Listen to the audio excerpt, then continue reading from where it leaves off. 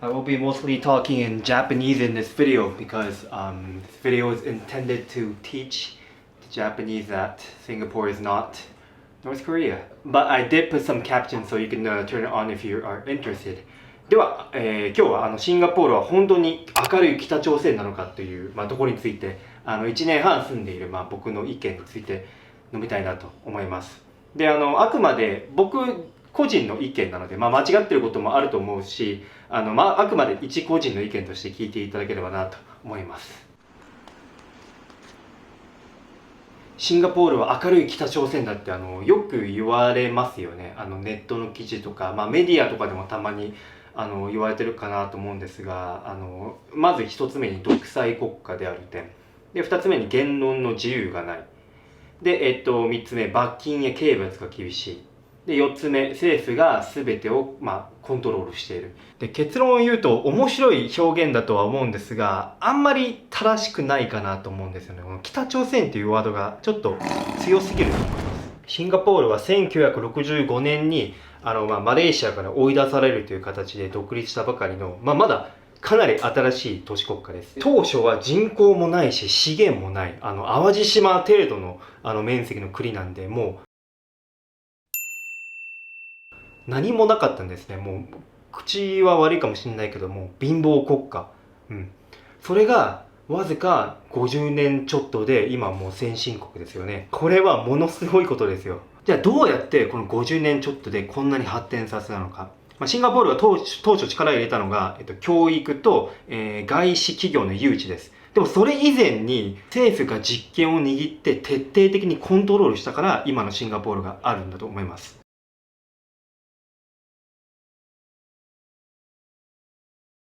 なので今のシンガポールが独裁国家で言論の自由がなくて罰金が厳しくて政府がコントロールしてるっていうのは別に政府が自分たちだけ得してもう国民は苦しませるとかそんなことは全然ないんですよ。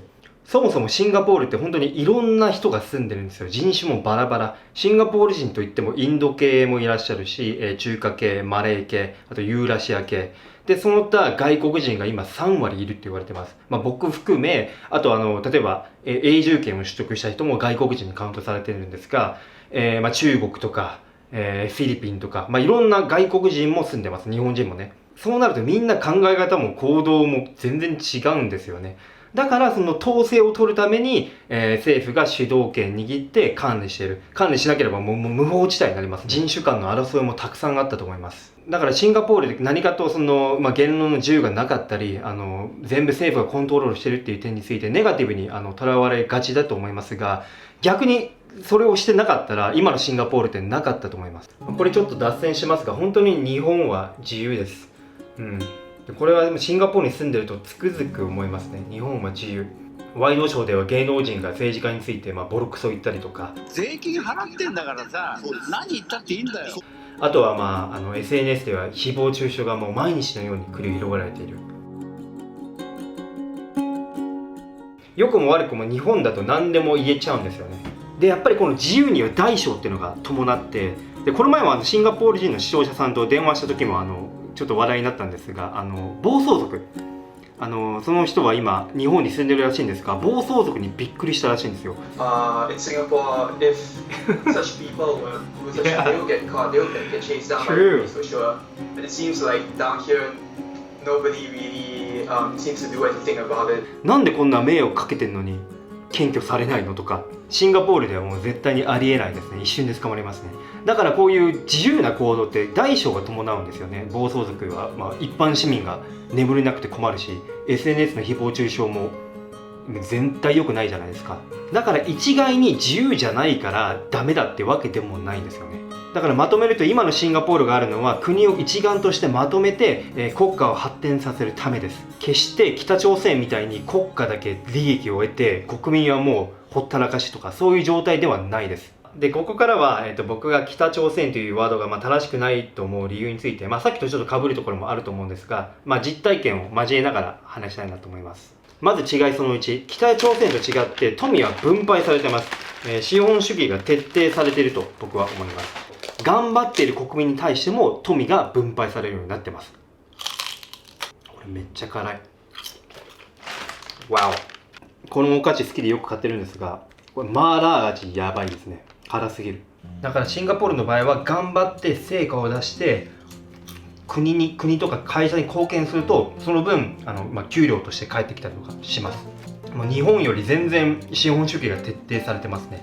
次、言論の自由がない。これもよくシンガポールの批判でよくありますが、これはねそんなに正しくないと思います。確かにメディアとかテレビとかね出る人たちはもう、政治の批判とか絶対にしないし、厳しくコントロールされてます。ただし昨今SNS 発展してるじゃないですか。でシンガポールの政治家たちって首相もそうですけどFacebook アカウントかなり活発なんですよ。Facebook ですごく意見を言ったりとか、新しい例えば法律ができたとか、今のコロナの状況もそうですが、地球一 Facebook で国民に伝えてると。でそれに対して国民もコメントするんですよね。で中には、批判ではないけど、意見、これは良くないと思いますとかっていう意見をみんなきちんと言うんですよ。しかも Facebook なんで実名ですよ。これを皆さんがイメージする独裁国家とか言論は全てコントロールされてるかに当たると思いますか？言論の自由が全くないわけではなくて、ちゃんとソーシャルメディアで、言うことは許される。ただもちろん誹謗中傷ですよね。そういうのはもうダメですよ。絶対にダメ。あとシンガポールでデモが禁止っていうふうに思ってる方が多いと思うんですが、実はスピーカーズコーナーっていう公園みたいなところがあって、そこではデモが合法でできるんですよ。こういうただ広い公園で屋根がある箇所があって、その近辺でデモができます。でそれもネットで簡単に申請ができて、宗教や人種に亀裂が入るようなトピックじゃなければ、基本はデモができちゃいます。これって北朝鮮ですか？あと罰金が厳しすぎるっていう意見もありますが、これは確かに事実です。具体的には例えば、地下鉄での飲食は絶対禁止。あと、鳩への餌やりも罰金。あとトイレ流さなかったら罰金。その他にもいろんなこれやりすぎかもっていう罰金もあったりしますが、これも理由があるんですよね。さっき言った通り多民族国家でいろんな人がいる。いろんな常識がある。だから法制度を整えなきゃもうめちゃくちゃになるんですよ、この国は。でこの罰金に対して僕は別に窮屈だと思わないですね。なぜなら罰金があるからこそ快適に生活ができてるんですよ。でこれはちょっとまた話ずれますが、実は意外と謙虚甘かったりするんですよね。例えばトイレ流れてないことも多いし、抜き打ちトイレチェック。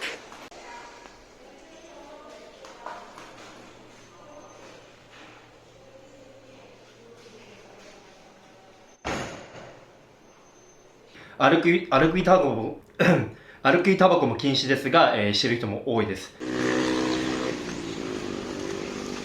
で今電動スクーターも歩道じゃ走ってはいけないんですが、走ってる人結構います。なんで意外とみんなちゃんと抜け穴じゃないですけど自分が快適なようにうまく息抜きしてる。ただ下手なことできないなっていうのはやっぱり思いますね。このコロナ期間中もかなり労働ビザが剥奪された人がいます。外国人の方で例えば家にいなきゃいけないのに外で仲間と集まってお酒飲んでる方たちがいたり、あとこっそり彼氏に会った、このコロナ期間中他人に会っちゃいけないんですけど、彼氏とこっそり会った方が80万円ぐらいの罰金になったりとか、容赦ないんですよね。だから下手なことできないっていう緊張感はやっぱりあります。でもそうやって法律を破ったものに対して、躊躇なく処罰を与える。そうしてるからこそちゃんとルールを守ってる国民は快適に生活できるっていうのがこの国のいいところだと僕は思います。はい、そんな感じかな。以上です。